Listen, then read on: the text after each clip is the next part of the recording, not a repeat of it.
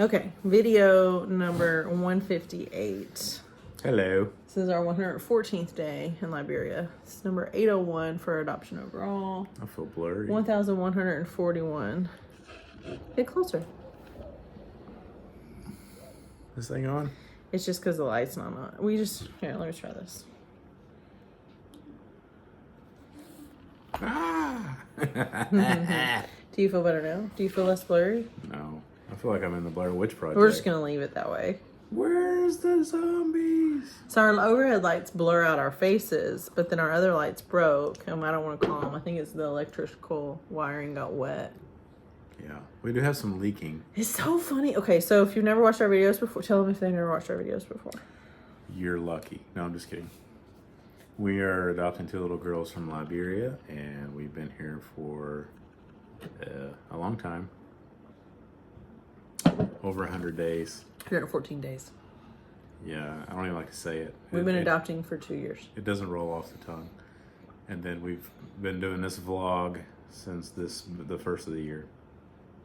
And this is our journey. We're still here. Yes. So yesterday we got good news from Albert, and today we got even better news from the attorney that's representing Small World, which is great. We got some sad news that the Ministry of Gender Assistant Minister that's in charge of adoptions is not in the country right now, which is sad news because she was an advocate for us. It doesn't mean that no one else can do her job because we have to have her signature on our case history reports. But there is another person that can sign in her absence. Josephine can sign. But Garme is our adoption person. She has been nice enough to correspond with us. So she has some Tennessee roots. She went to college in Tennessee, which we're from there. So Yep. She lived there for 10 years. This is the new position for her. It's one she'll have for 6 years. It's appointed. But and the attorney for Small World, I'm very impressed with him. Not only has he been very proactive, he's been down to the Ministry of Gender, I think 4 times now that I've counted. He did a surprise visit. He had a scheduled meeting. He had a scheduled meeting with legal counsel where he turned in a document that was pretty hefty allegations, kind of a warning, like, we're going to come after you for loss of wages, loss of revenue, and basically like ruining the business, like slanderously so, based on Liberian law. And then he went back yesterday to the Ministry of Gender, and we had reached out to him for an update, and he was like driving home. And he texted us last night and was like, I'm on my way home, We're like, no problem, take your time. But I have news. So one thing that he alluded to is that the Ministry of Gender is acknowledging that this has not been done appropriately and that our orphanage director has not been treated fairly. So they're and their hope is to remedy that. And the decisions that were made to put this in motion were made by their predecessors from the previous presidential administration. So, yeah. So that we're a carryover for that. So that's one thing that's kind of like it's not their mess, so they don't want to clean it up. It's kind of like when you have surgery and your surgeon does a bad job, and then you try to go to another hospital. And the surgeons there are like, no, you got to go back to your guy or your girl that botched your surgery. But the patient feels betrayed and they don't want to go back to their surgeon. And technically, legally, the patient can refuse. But the surgeons aren't motivated to clean up someone else's mess. Because those statistic numbers of bad outcomes are looked at very closely by the medical boards. So they don't want to, if somebody else messed something up, they don't want to deal with it. In the same token, if they mess something up, they want to usually fix it themselves. But the patient, so that's kind of how we are, is we're like carryovers from a previous botched job, but nobody really wants to fix it because it's not really their fault. But the people that broke it are no longer there. So what are you going to do? So it's kind of like we're appreciative of Garme and Josephine for being gracious to us and the staff in the adoption unit that have been gracious to us so far. I appreciate how the attorney phrased something. It was interesting. He was talking about, he's aware of the meeting coming up this week. And we were wrong about the dates of that meeting too. So he's aware of the meeting with the ASPs, scheduled. But he said his communication is the undercurrent of what that meeting is going to be about. Is how he put it. And I was like, okay. So he said that to Albert? He said it to me. I forgot to mention it to you. The undercurrent. The undercurrent. He followed up? Yeah, he followed up to your response to him. I want to see what he said. Yeah. Because I hijacked Jeremy's. Because Jeremy communicates mostly with Albert and mostly with Alfonso, and mostly, like, most of the men, I let them communicate, and I try to communicate more with the women. And that's kind of like that's kind of marriage code, if you didn't know. Like, whenever I text, like, my neighbor or pastor, Paul, who lives across the street, it's usually a group text with me and Jeremy and his wife and him. And we have, like, these long, our group texts are hysterical, but I don't really need him. Sometimes I don't really need either. Like, I need one or the other.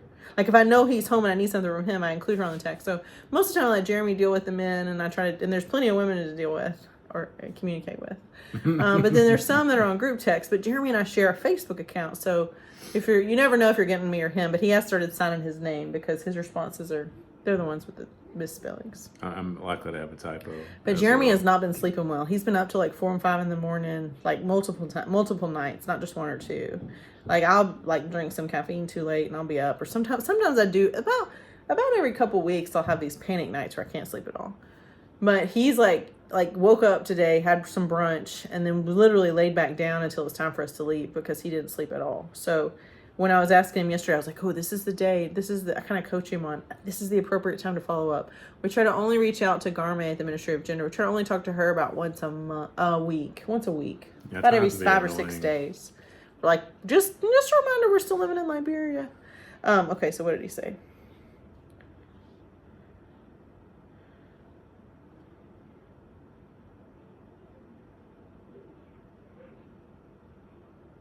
It took me a minute when he said... Our communication is the undercurrent for that meeting.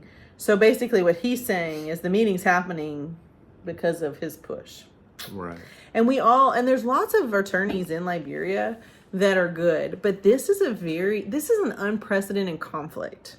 So there's a lot of them that don't really know how to approach it. There's been a couple of different lawyers look at it. There's a lawyer named Say who's been very diligent at trying to help, but he hasn't really had like the right... He doesn't know where he can put. I mean, he's pushing it all he can. He stalks the police officers, like, come on, you got to do this report. He talked to everyone he could talk to, and advocates hard for our children, and he's from the and for our families. Adoptive parent side. Yes, and he's just representing individual adoptive parents. But his hands are kind of tied because these allegations are against our agency, and he doesn't represent our agency. And our agency's previous lawyer, if you don't have anything good to say, maybe you shouldn't say anything at all, is the clause I'm going to plead. So we were like, you got to fire that guy, you got to fire that guy, you got to fire that guy, you got to fire that guy. Like Sam and Jeremy and me and everybody been saying, we got to fire that guy. But I understand times are difficult. And maybe firing someone was hard to do. One thing they didn't want to do is fire someone and have zero representation. But again, yeah, fear-driven decisions don't win any prizes. Yes. So he's saying, so basically what he's saying there, and I want to brag on him some because we've all been like, well, what if this lawyer, but there are also lawyers that have been hired in the past by different adoptive families. Like one guy said he lived in Liberia for nearly 6 months and he hired 6 different lawyers and none of them could help him. And then one day his stuff was just approved and nobody knows why, and he went home. Just magic. But he sat every day and just not knowing. And so that's a lack of communication. And we mentioned before, we know of a lawsuit that was won, and I know so many more details about that. I want to be respectful of that family whenever they're ready to share their story and complete their adoption and all of that. But it just, the details of it, like the U.S. government is going to have to pay the piper. Like they cannot treat us like this anymore, you know? Yes. And I gotta say, like, I like that we have a judicial, I don't like the timing because it takes too long, but I like that we have a judicial system that does have multiple, you can appeal and you can appeal again and again until the truth finally finds its way to the surface. But as adoptive families, you know, we already get pretty beat down, so. Yeah, especially by the time you get to this point, it's like you're out of energy and you got to have money to fight those fights, unfortunately, you know. Yes, and we are completely out of money, like we're barely making it. So one thing that's really good is that there was a major case won, and then there's another family that got pushed through. The Hayloft family, I heard, got pushed through. I have not talked to them directly. I've messaged them a while back on Facebook. They are with they're not with our agency, they're with another agency, and their daughter got sent to their daughter's adoption was reviewed by USIS, and it wasn't looking good. And they were on a State Department call that we were on. All adoptive families were on a couple before we came, like in I think it was November. Yeah, and their story, I gotta say, like really got me involved and frustrated, and like that's when we knew we were started screwed. Reaching out to Congress people on their behalf, and then like reaching out to like news outlets, just trying to get anybody to cover this story and care. And I'm happy for them. It's really good because they. And we did like our congressional leadership's office, Byron Donald's office. He did contact their congressional leadership in Michigan and shared information and made sure to say, keep us involved, keep us in the loop, in preparation if we are placed in their shoes. Now, if we get sent to USIS, we'll have to come home and wait it out. Yeah. And we'll be hiring Jesse Bless, and we'll be paying millions of dollars, I'm sure, to get. But Jesse Bless is the attorney that has had wins lately, and with these adoptions, so we got to visit the kids today. Got to see Albert at the home. I looked everywhere for a jump rope and I couldn't find one. Yep. But I did buy some more markers, and the kids drew. So the main objective today was to meet Albert to get the home in tip-top shape. Yeah, he was cute. He was walking around with his notepad, right, jotting stuff down like a notepad, and like Augustine was walking around with a notepad, and he's a very professional man. Yes, even for American standards, but I mean for here he's he's an outlier for sure. So professional. Like when Emmanuel and Albert are in the same like orbit, I'm like, you guys are just outliers, Nelson too.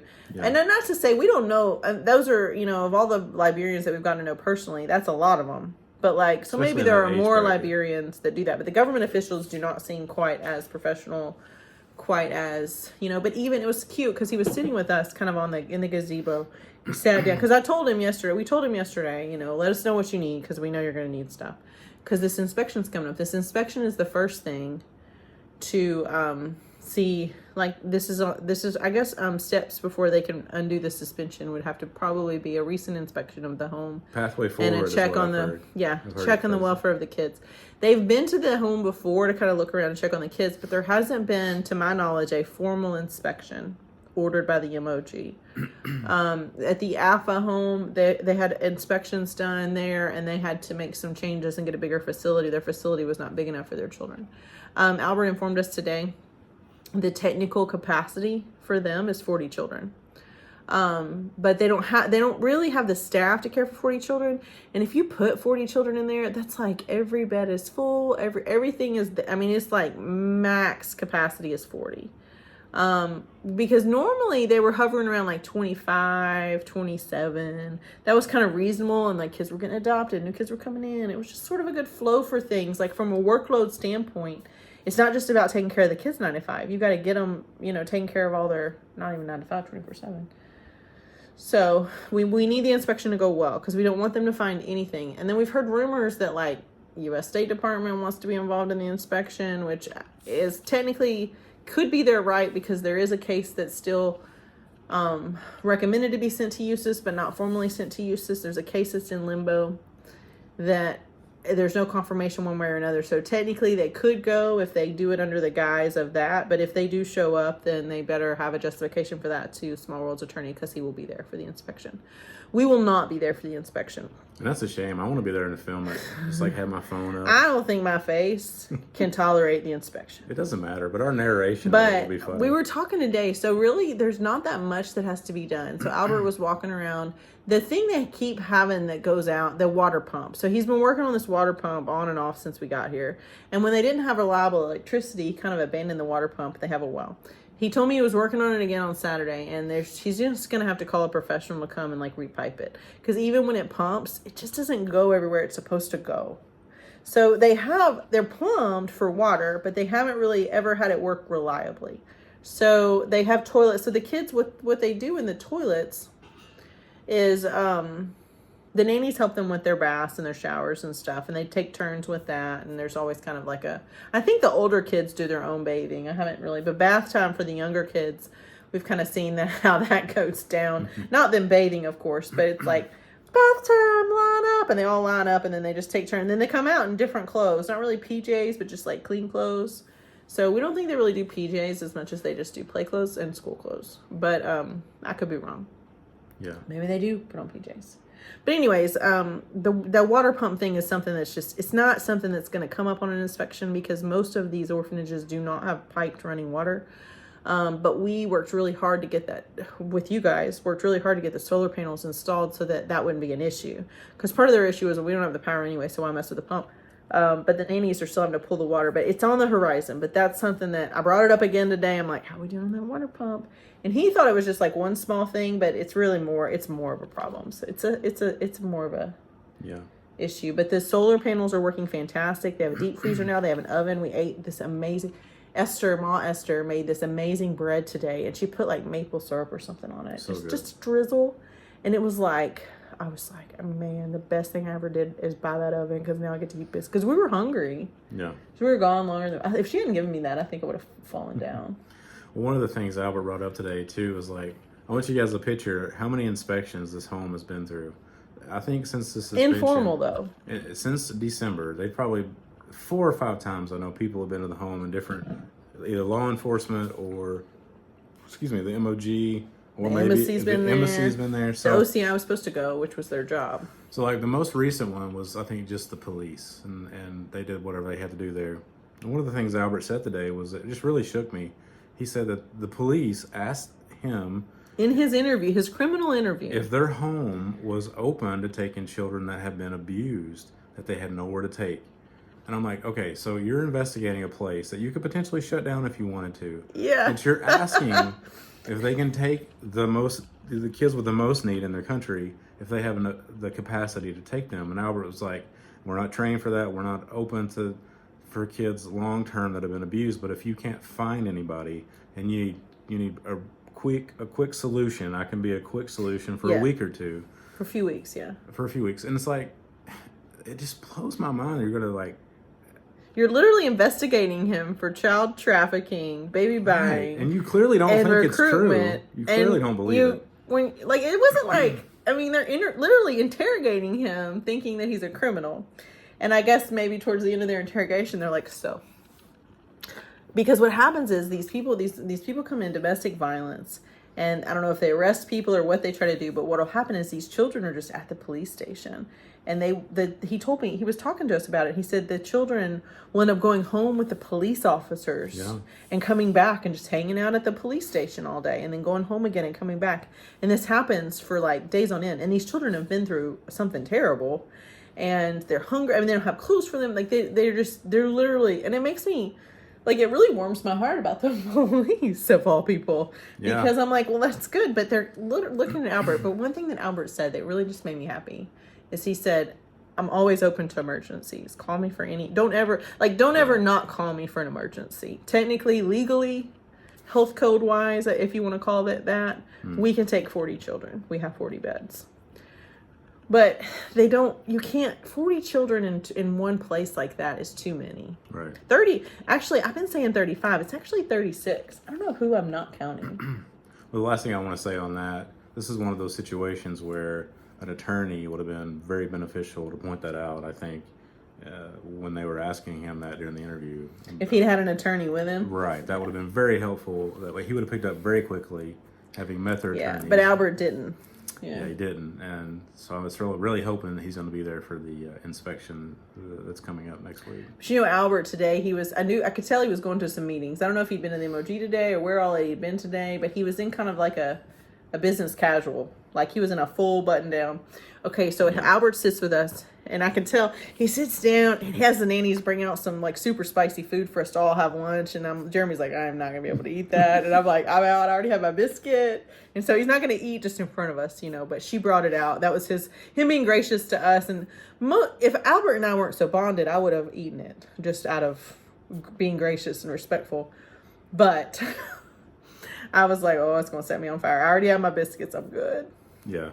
Because I wouldn't want to insult them, but they were. It was good. It was kava something. It was good. I mean, I'm sure our kids love it because all the kids, as soon as she brought it out, all the kids were like, because we give them she brought us these biscuits and we ate them and shared. It was like the consistency of cornbread, but so sweet, so good. And for me, was so the little hungry. kids coming around with their hands out, I just can't say no. Oh yeah, we always share with them. So as soon as the bowl came out, but that was the thing with Albert too, is like he was having this fairly serious meeting with Jeremy and I, trying to lay out the goals of what he needs, and he's literally, I mean, what he's about to do is sit down and ask us for money, because the agency in the States is out, and they sent out an email today. So if you're on their database, you got the email. If you want the email, then I'll forward it to you.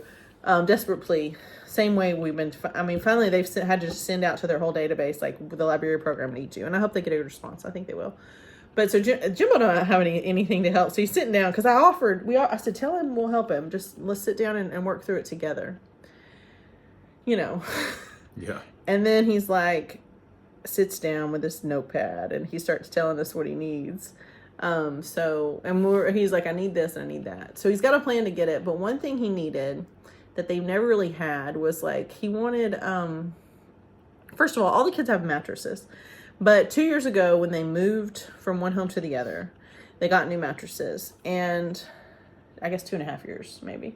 And there are these foam mattresses that are great for little kids, great for toddlers, but they fit a twin bed. So they just got all of those for everybody. Well, after about 1.5 to 2 years, if you're a more than 70-pound person, which there are older kids there that are definitely more, 60, 70 pounds, if you're like 9 and up, it sinks down, and it's just like an impression of your body, like it just disintegrates, so it becomes thin. It's not that they can't use it, it's just not really the best, and it's coming apart and they mess with it and stuff. So he really wants to get at least the older kids, the 15 bigger kids, thicker mattresses that will last several years. And with new mattresses, of course, they probably need new sheets. So the mattresses themselves cost about $40, and he thinks we just need 15 for now. The little kids can still sleep on the foam mattresses. They're just like foam. Is that what you would call them? They're like spongy. Yeah. We've seen them here. They use them for like couches and stuff here. So that's about $600. The other thing that they've had a problem with is storage of the children's clothes and their shoes and stuff. Like in their outside, their shoes are outside, but like their nicer stuff, their school shoes, their school uniforms, the things that are theirs, the clothes that are theirs, their underwear, their socks, like stuff like that are theirs alone. Some of the older girls, they have like bras and stuff. Like they need places for that. And he had suggested suitcases. So like small suitcases, like a carry-on. And I'm like, okay, I have one of those. How many are you thinking? And he's like, well, there's 36 kids. And I'm like, oh. So I was like, well, he's like, maybe the China Mall has it. So I'm going to stop right here, and I'm going to give you guys some clips and photographs of the China Mall experience. And at the end of the clips, you're going to see pictures of what me and Albert finally decided, and I'll explain it in a second. But I took a lot of pictures. So we went to the China Mall on the way to the orphanage because I was on a search for jump ropes, which I did not find, but I found other things. But I just need to describe to you guys the China Mall.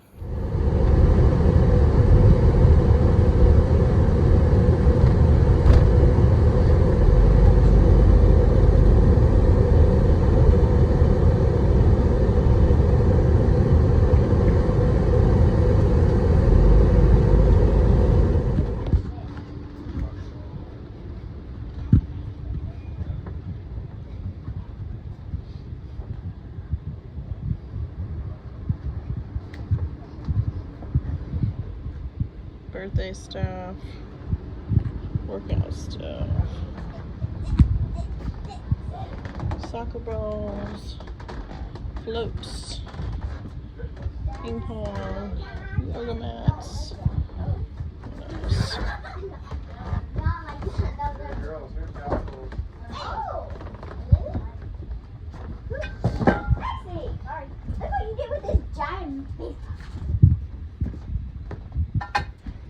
Super light.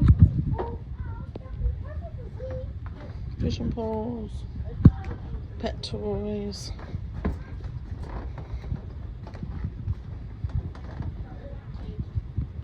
Fishing line.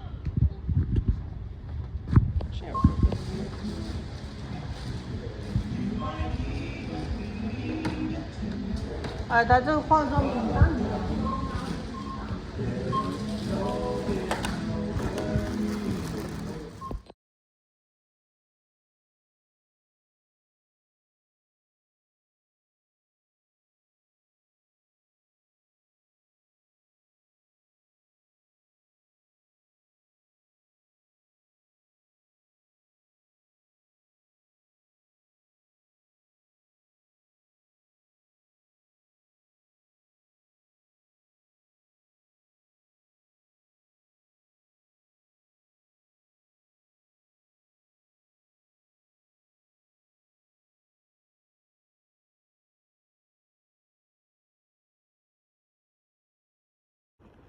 Okay, so that's the China Mall. So you saw me driving in.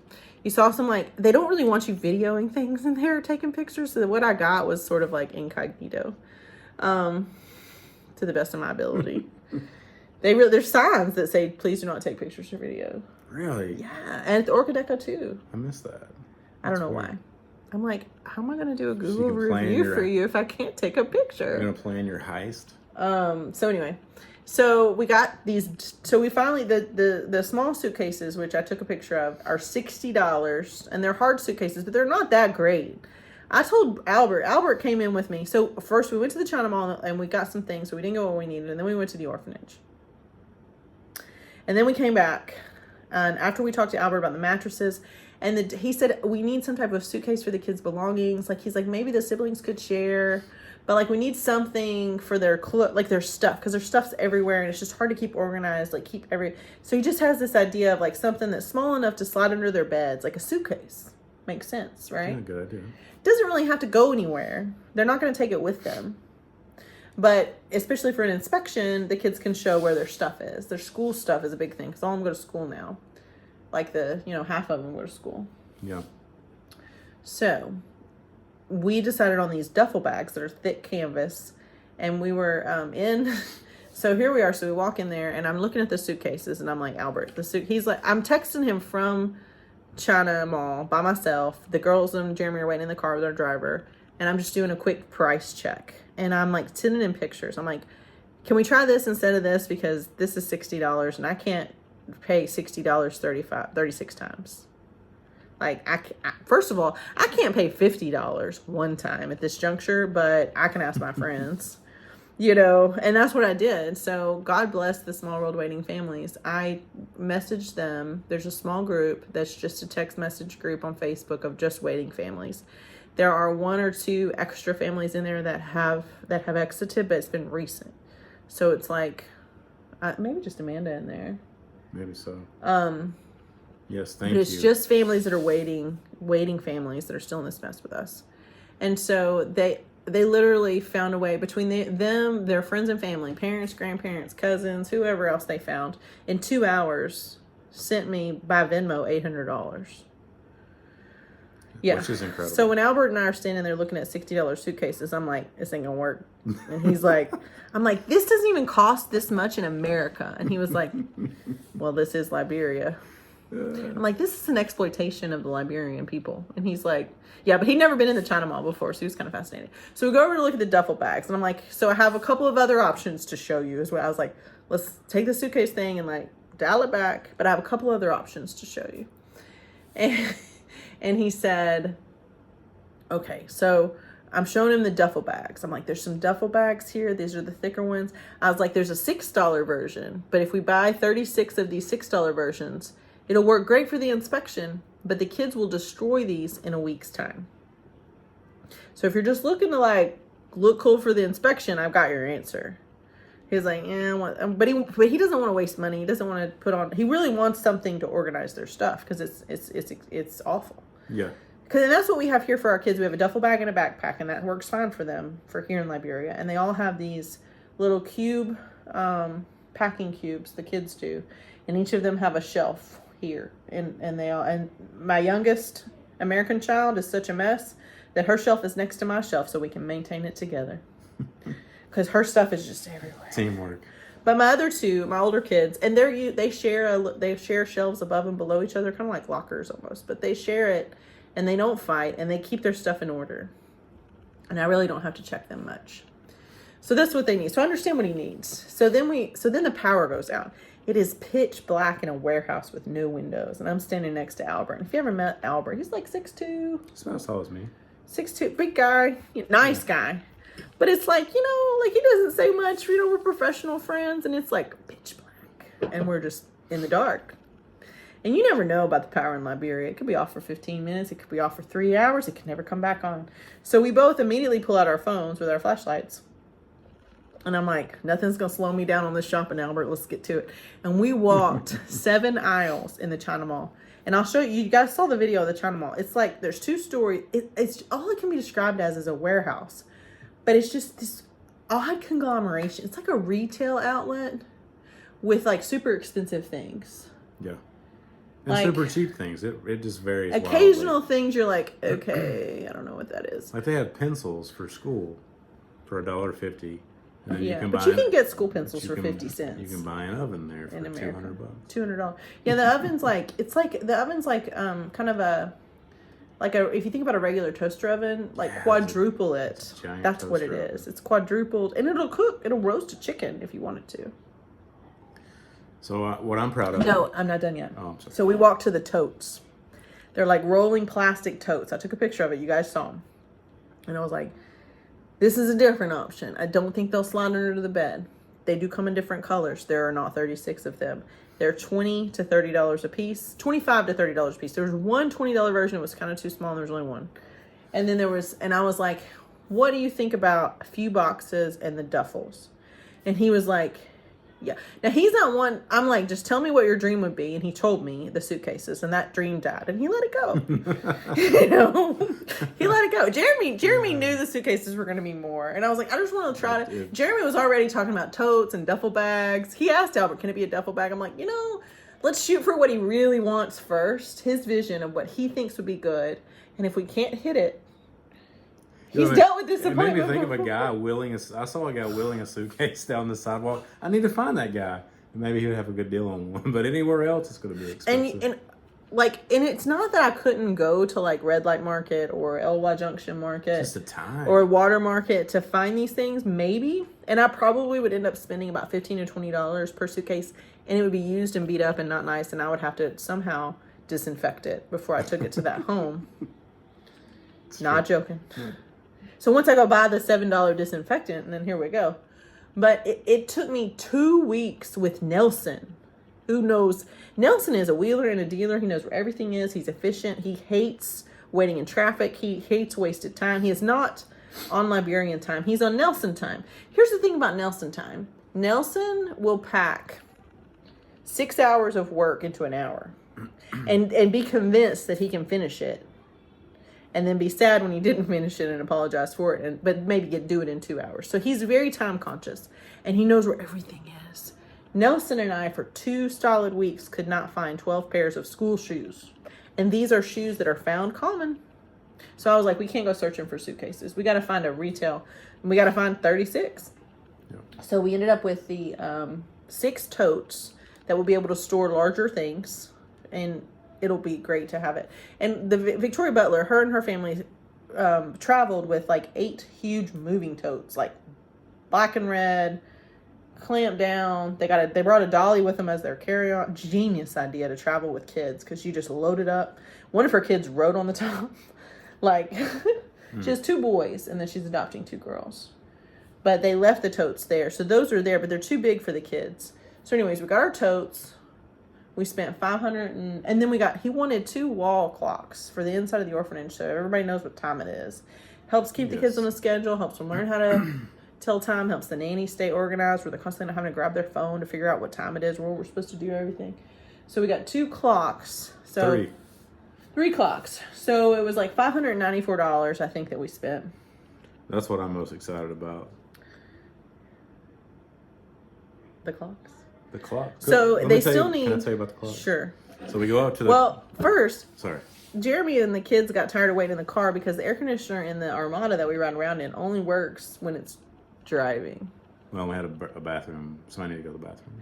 In a bathroom emergency. So I'm at the checkout register, but Albert has never been in the China Mall, I don't think. And he's like, do you care? I'm going to go look at one more thing. So he goes, he's just walking away. And I can pay him. I'm paying on my own. Like, I don't need him to pay. But I'm like, but I was waiting, though, for him to come back in case he wanted to add something else. And we both had forgot about the clock. So he was just walking around. He was looking at the tools. He was looking at the compressor. I didn't walk with him because we had all this stuff. And then Jeremy and the kids come in. And then he's talking to Jeremy. And then he's like, do you care if I go upstairs? I'm like, no, go ahead. I started checking out. But he was like, I'm going to go upstairs. He's just wandering around. It wasn't long. He was pretty quick on it. But you could tell he was just like, taking it all. There's power tools, there's drills, there's art supplies, there's dumbbells, toys, there's bicycles, there's treadmills for kids of all things. There's furniture, there's blankets, sheets, towels. We should have priced their sheets. Yes. Anyway, So the mattresses are going to be the big expense. That's $600. So if you guys, I put my Venmo in the description today. You can give to our Adopt Together and say for the orphanage if you want to, so we know where to direct that adoption related expense as it is. But they need 5 toilet seats. So they really need 3 toilet seats. But then the other 2, it's like, well, if you're going to get 3, might as well replace them all. The kids just break the toilet seats. The toilet seats are there, but they're broken because they shake on them and they dance around and they slam them down and they just, I mean, even in our house, toilet seats don't really last forever. Well, Alvin and I went up to look for clocks, and the first part of the aisle was super fancy, like $100 wall clocks. And he looks at me and says, these are expensive. So we keep going all the way to the end of the aisle and we find the little round plastic ones. And we found the perfect one. I mean, I'm like a homeschool dad, so I like one that has like the hours, and it actually says hours on it, and it says minutes for the minute hand. I'm like, this is perfect for an orphanage with a bunch of kids. Because it has both. It has both, yeah. So they can learn to tell time. It's like, it's pretty cool. So. Telling time's always complicated. But I mean, again, when do you ever see an analog clock? So I want to talk about, I'm wearing my Noonday Verona necklace and my Noonday Belief necklace today. I'm wearing the Belief necklace, that's what I wear. And my pearlescent bracelet, my Contigo, that one's discontinued. And then my Keep Going bracelet. So those of you that understand if you're one of my close friends and I haven't talked to you about my Keep Going bracelet, it's probably because I'm scared you're not gonna, you're gonna be mad because it has a swear word in the middle. It says keep going and there's a word in the middle that's a different word that I can't really say on YouTube. But it does say that. And it's whenever you see, like if I sign a blog or sign a post or something that says keep and then ... and I leave a space. And then it says going at the end. It's my dear friend Devin gave me this bracelet as an inspiration, and she wore the same exact different her bracelet, but it's the same one. She got me one just like it. And then when the Hurricane Ian blew away our city, and my dear friend Anna ended up with her house in the Gulf of Mexico, I thought she needed a bracelet. And some of my friends at work, my friend Jenny has a bracelet. But it's kind of my joke because we are going to keep going and we are going to keep swear word going. And I'm sure that the family that won the lawsuit against the U.S. Immigration Office has had to keep going. I know that the Lipe family that just got approved from Michigan, they've been battling this for over a year. They've probably been waiting for 2 years before that. She spent they're doing three some months going. here. 3 months. Waiting it out, yeah. Because her husband had to go back to work and go home, I think. And they have other kids. And it's just what you have to do. And finally she couldn't do it anymore. It's just it's so crazy. So each day, since we came to probably about 2.5 whenever we moved rooms, probably about 3 weeks. 2 weeks ago we moved rooms, 2.5 weeks ago. 3 weeks ago we kind of got in that desperate times thing where I was like, we're out of money. Can't get our house to rent. We've come up with all these options. Thank you to my neighbor Tiffany, who gave us all these people to email and call to try to get an exception on this odd deposit that our homeowners association wants for renters. That's pretty much, it's a scare off. I mean, it's not going to get anybody in there. And we're just in this dire straits of we have 5 to 6 weeks with what we have. So the more donations we keep getting, and then these things come up where we're sitting down with Albert and he has this big inspection, and the main priority is taking care of those kids and getting the suspension lifted so that these kids can complete their adoptions and find their families, some of them. And so that takes precedence, but it's every single day there's a new emergency. But today was nice because we could actually do something to help. So I found that I'm a good puzzler, and when I gotta ask people to help, I mean, I've asked for so much help in the last 4 years that I'm professional at that too. And I mean, I immediately was just appeal to the other waiting families that are supporting us. And a lot of the waiting families, they can't be here right now because most people can't. And honestly, we're in the window where we can't. We're just relying on the kindness of friends and family and strangers to keep us going. But not even counting today, last night, noonday purchase, every single day over the last 2 weeks, I feel definitely every day in the last 6 days, but almost every day in the last 2.5 weeks, we've had somebody do something for us. Like my friend Allison's doing a fill the box drive in Tennessee. My friend Paige is doing fill the box drive. She's doing a card drive. Her and Allison are both doing 2 fundraisers for us. They're both doing fill the box, and they're both doing greeting cards, which is still going on for a couple more days. If you guys want to buy a greeting card box, that's on our Facebook groups. There's one in Tennessee, so you can pick it up from Allison or Paige. If you live in Cape Coral, Fort Myers area, Punta Gorda, that realm, Paige, you can pick it up from Paige. She'll bring it to you, or you can drop it off, porch pickup, whatever. If you live in Tennessee, same thing with Allison. Or you can have it shipped to your house if you live far away. Like Courtney Whitney lives in Hawaii, so hers is definitely getting shipped. Yes. So, but every single day we get someone doing something for us. And there are times that hits me so different, like so hard, because I'm like, I don't want them to have to help me anymore. Like I'm telling my dear friend Devin, who's babysitting my dog, who chases her ducks that she loves. She's like, how did today go? I'm like, well, we need more money. And she's like, I can send you this. And I'm like, why don't you wait until, let me see if I don't get enough from everybody else. Cause she just gives me stuff constantly. It's like, she's more than like my mom. She's more than like my grandma. I mean, she's just more than all of that. And she keeps giving us stuff. And I'm like, you don't have to give me something. You're doing enough. You're keeping my dog alive. You've probably given me so much. She's probably given us more money than anyone else has ever given us in our entire life. And I know that for her, she probably thinks, well, vice versa. Because when she was adopting from Liberia, and this really resonates with me at how difficult it was to say yes. Because she had always been licensed for 2 kids. Because originally there were 2 kids. And then one kid, his biological family became able to parent. And so he left the orphanage before she could adopt him and finalize him. So, and that's a bittersweet thing. That's a whole different thing. But she never changed the licensure for 2, but she was only pursuing 1. And kind of in the 11th hour, like they're waiting on court dates, really close to going and getting blessing. This one child she's been pursuing for 7 years at that point. You know, Small World emails her and is like, well, you know, you're still licensed for 2. It would be an extra $20,000. So that's what she had to come up with in 5 months. But we've got this really cool 7-year-old. And basically like just floated it to her, like, you've always been licensed for 2. We have this really cool 7-year-old. Do you want to take a look at his file? And right before Christmas, like 3-4 days before Christmas, she said yes to Dizo. But he came home on July the 1st. So like, it can be done that fast. So it always makes me misty, because she was like, I've said yes to a 7-year-old. And I'm like, great. Well, first she told me she was considering a 7-year-old. I was like, I think you should do it. And then she was like, I've said yes to a 7-year-old little boy. And I'm like, okay. So we started doing all the fundraising thing and started paying, putting our tithe. Everything we could think of to facilitate this kid. And his adoption completed in 7 months. But in reality, he could have completed his adoption in 5 months. So he was prioritized and expedited because his sister his non-biological sister, but very close in the orphanage, good sibling dynamic, had been waiting for so long that she said, I will take him, but only if it doesn't slow her down. And they ended up having to actually wait on her, the mom, to travel, because she had to work out everything with their other children's, their schedules, their school stuff, everything that needed to happen for them had to be in place before she could be gone for, 5 or 6 weeks in Liberia. Yep. But yeah, $20,000 in 4.5 months for Dizo. And even the Liberian government hustled. So, but it can be done. The U.S. Embassy was still snarky. It can be done. To her.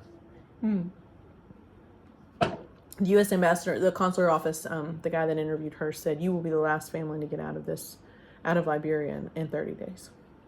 And boy, he was right. Yep. What a genius pontificator He made a threat. that guy is. He made a threat, and he's going to stay. It's illegal to intimidate an adoptive parent in that manner as a way to discourage other adoptive parents. It's illegal because it's not up to him. Yep. So, but I am really proud of Devin. I'm really proud of Dizo. He's done great. Blessing their family has done great. They live on a farm. They have all these kids, taking care of my dog. They have 4 other dogs. They have cows. They have all kinds of animals. Ducks. My blue tick coonhound, who's bred for it. She said, he's a product of 100 years of breeding. Like, I know he's going to try to hunt the ducks. I'll keep an eye on him. So anyway, This is a long video. That's all I Has got. important stuff in it. Bye. Bye.